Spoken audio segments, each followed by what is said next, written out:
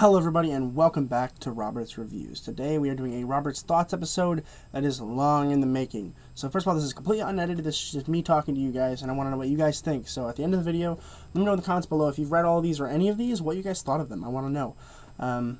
This has taken me a very long time to do because I started very recently. I have not read any of these books until this year.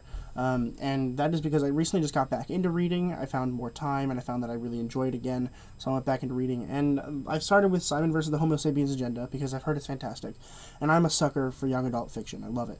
So, I read Simonverse, the Homo Sapiens Agenda. I actually have not watched Love, Simon yet, or any of the films based on these books. I will watch them soon, and let you know what you guys think. But, I started with that one, and I just kind of fell in love with the idea of that book, and I read all of them in a row. There was a break in the middle where I read The Anthropocene, reviewed by John Green, which if you have not read yet, definitely buy that. All first editions are signed by himself. I actually have 2 copies myself. I have one there, and then I have one on my bottom shelf next to my Harry Potter books. But if you have not read it yet, make sure you do. I would recommend you do that. Definitely read that. So I read all of these books, all 9 of them, in a row, bearing that I read that, which took me about 2 days to read. I read The Devil All the Time and Cherry first. I read those before I read any of these, and then I decided to just read the whole series. And the way that the Simonverse works, in case you don't know, is it started with Simonverse, the Homo Sapiens Agenda, written by Becky Albertalli. And then it kind of branched into a bunch of other authors, right, where we have Nick Stone, who did the Dear Martin series, where it's like a cousin is related to this person. And then there's also a couple series by Angela Thomas, who has her own series of books that are also kind of connected. And not all of these are at all connected. Some of them are like just barely connected by like mentioning briefly that there's a cousin Simon that lives there or whatever. But they are all considered part of the Simonverse, which I thought was incredibly interesting and intriguing. I had to read all of them. I had to know how they all were connected. And a lot of them you don't know if they are connected until like the last book of the series where like, they're all connected. It blew my mind. It really made me really happy. But it's a really cool idea for a book universe. And I was so intrigued I had to read them all. So this is my ranking for all 9 of them, from worst to best, for the Simonverse books.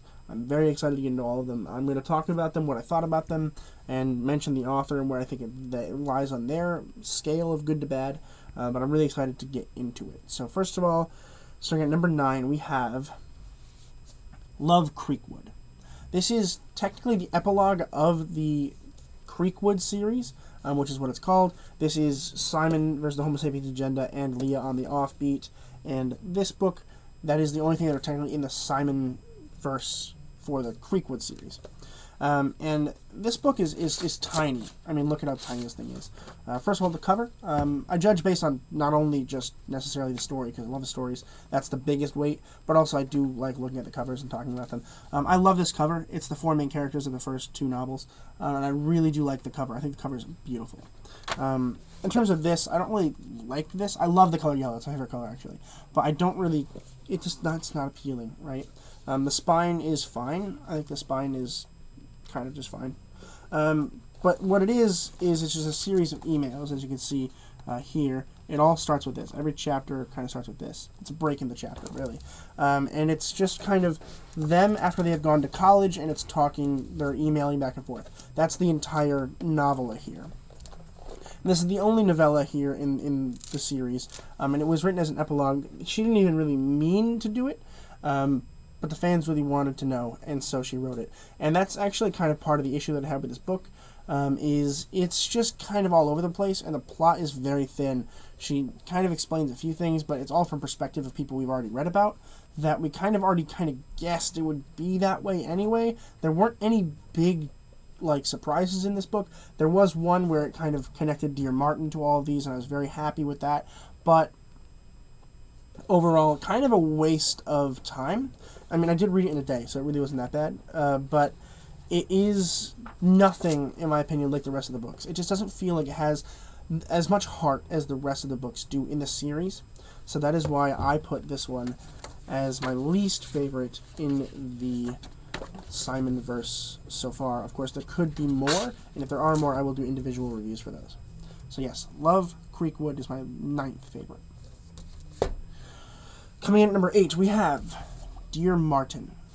This book is the first book in the Dear Martin series for Nick Stone, and basically it's about this guy named Justice who writes to Martin Luther King, even though Martin Luther King is already dead at this point.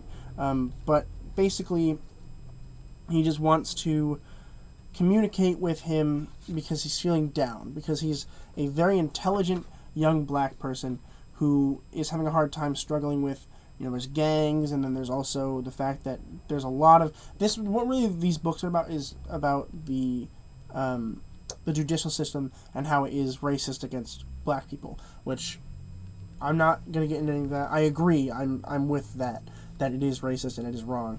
But that's not what this video is about. This book is still pretty good, but the issue that I have with it is it's very, alright, first of all, it's tiny. It's very tiny. But it's too long already. Not a whole lot happens, and they don't really explain a lot of it very well. I think this is Nick Stone's first book, so I kind of get it. But the characters are very interesting here. They really, really are. But I don't think it worked as well as its next one, its sequel. I don't think it quite worked as well as I think it maybe could have. It is still very interesting, very good, and definitely a very good character study at very least. I do enjoy the book. I won't read it again. I don't think I have a reason to, but it is definitely something that people would like to be interested in.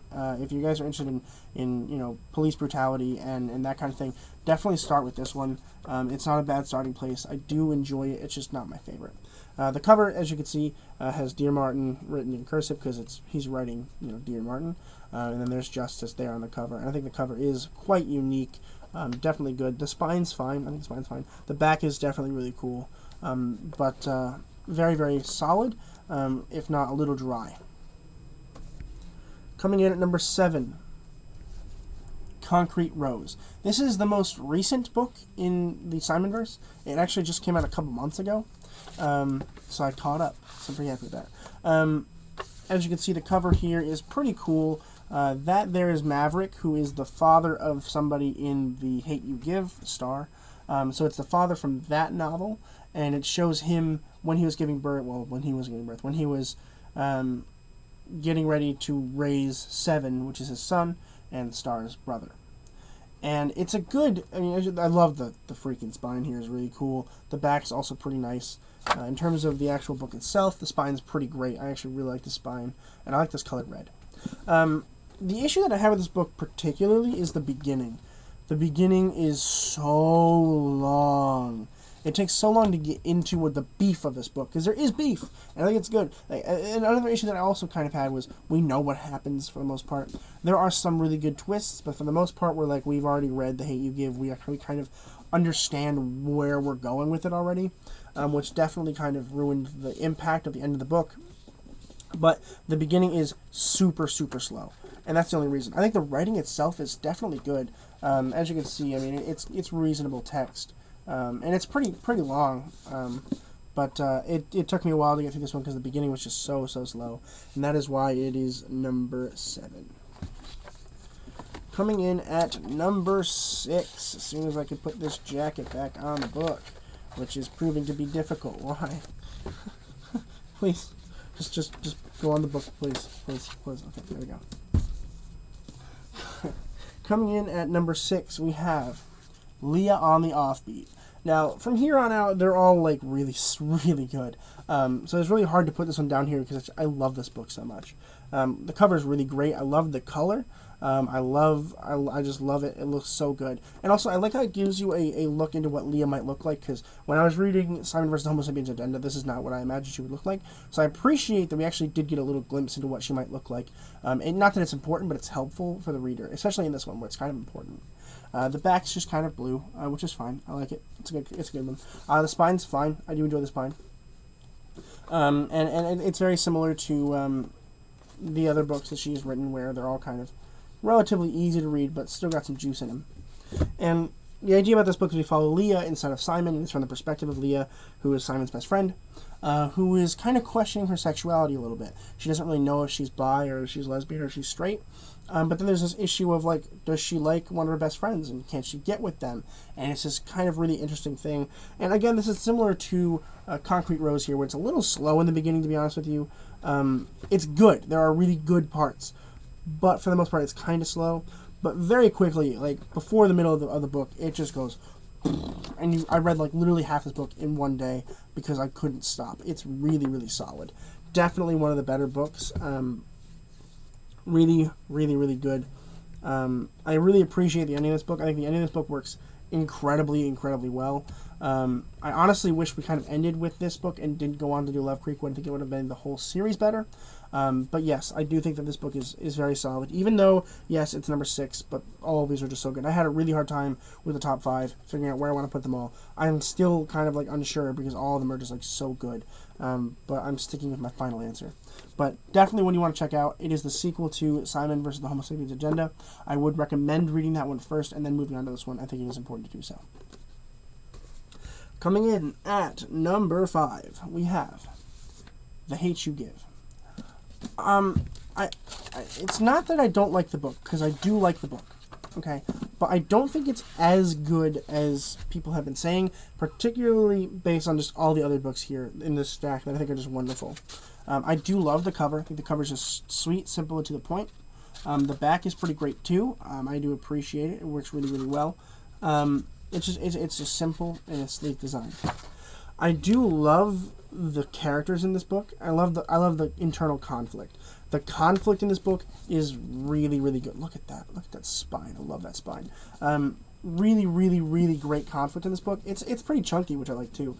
I love the idea of... I mean, I obviously don't love the idea, but I love the storytelling aspect of this, where it's so real and visceral, and it just hurts to read it, but you can't stop because the writing is just so good, and it's so interesting, and you want to know what happens at the end. And it is really quite wonderful. I really loved this book. I love the ending of it. The ending of it's just wonderful. Really, really, really solid.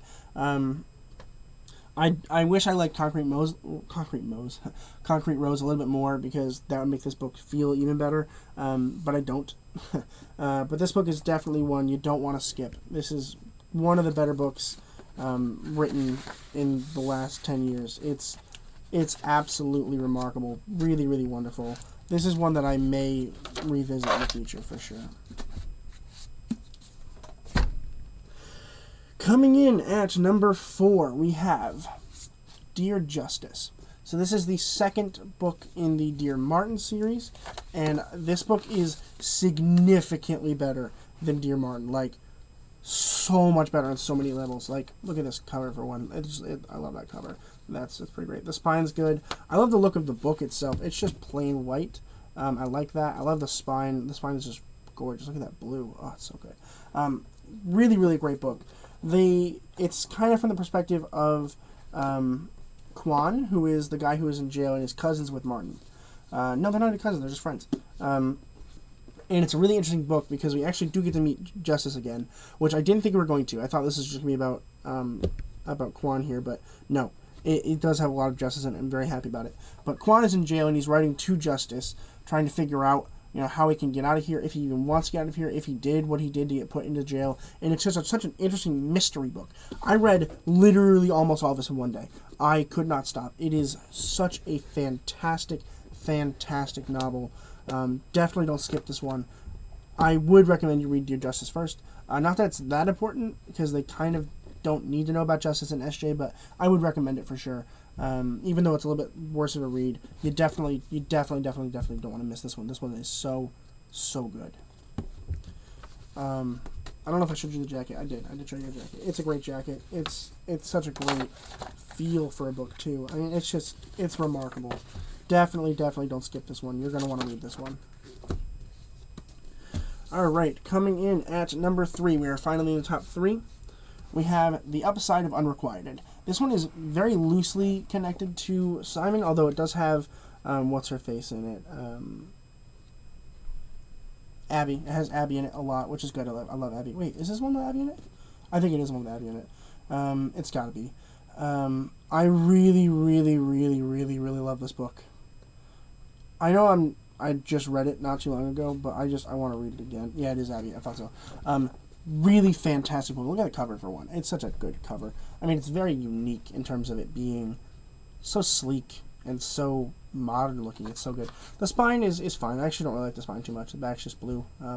But definitely a wonderful book about just these two characters who are kind of struggling with each other. They're sisters, right? Which is really interesting to see that kind of balance. I love it when authors write about sisters because it feels so real.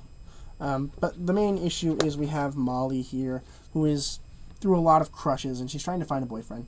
And it's this conflict between who she likes and who she thinks is better for her. And it's really complicated, and I really think it's a wonderful read. I think it's a little bit deeper and more sophisticated than it is on the surface. If you dive into this book, definitely dive into it and read all of it, and think about it in terms of a lens that, you know, it's difficult for somebody that age to figure out who she really wants to be with. And whether that's even important or not. Like, is it important to be with somebody? I don't know. Read the book. Definitely one you don't want to miss that one. It's so good. Coming in at number 2, this might be a little controversial. My second favorite is Simonverse the Homo Sapiens Addenda. Not my first favorite, which is crazy to me because this book really enters into the whole Simonverse. First of all, I love the cover. The cover's just so good. Back's just red, of course. But I love it. It's about these two people that are communicating by email, and they know that they go to the same school, and they're both gay, but they're both closeted. And they have this conflict where, like, they kind of want to meet each other and get to know each other, but then it kind of ruins the idea that they're having such good emails and meaningful contact, and it's just such a wonderful, wonderful book. I mean, it's John Green-worthy for sure. I mean, it's better than a couple of the books that John Green has written, in my opinion, for sure. But it is a wonderful, wonderful book. If you read any of these, definitely read this one, or the next one I'm talking about, because I love that one too.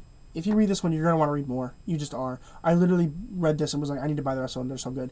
And it definitely is so good. Definitely read this book. Coming in at number 1 is my favorite book in the Simonverse, On the Come Up. This one is very loosely related. Like, it's almost completely unrelated. It's not completely unrelated, but it almost is completely unrelated. It is my favorite book in the entire series. It's just so good. First of all, look at the cover. It's so good. Look at that. That's awesome too. Just wonderful. And look at look at how great that looks. It's awesome.